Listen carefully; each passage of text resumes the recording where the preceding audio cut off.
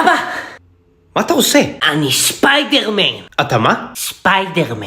ארידור, ספיידרמן לא קיים. אבא שלך לא קיים. מה? ספיידרמן. טוב, למה אתה חושב שאתה ספיידרמן? כי נשך אותי עכביש. נשך אותך עכביש? כן, ובהתחלה חשבתי שזה סתם עכביש, אבל פתאום התחילו לי סחרחורות וכאב בטן והתחלתי להקיא והייתי ממש חלש. ארידור, אני חושב שהעכביש היה ארסי. נו באמת, אבא, מה אנחנו חיים בנתניה?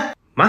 אנחנו חיים במזכרת בתיה, אין פה שום דבר ארסי. ארסי, ארידור, עם א', לא אר. רוצה לראות אותי מטפס על קיר? ארידור, אתה לא יכול לטפס על קירות, אתה לא ספיידרמן, אני חושב שאתה ממש חולה אוקיי, זה לא תמיד עובד, אבל תן לי לנסות עוד פעם. ארידור, אתה לא יכול לטפס על כמעט. אוקיי, אני לא יודע אם זה העכביש או אתה, אבל אני בכל זאת מתקשר לרופא. 5 דקות לאחר מכן. הבנתי, תודה, אני עכשיו אומר לו, ארידור, דיברתי עם הרופא.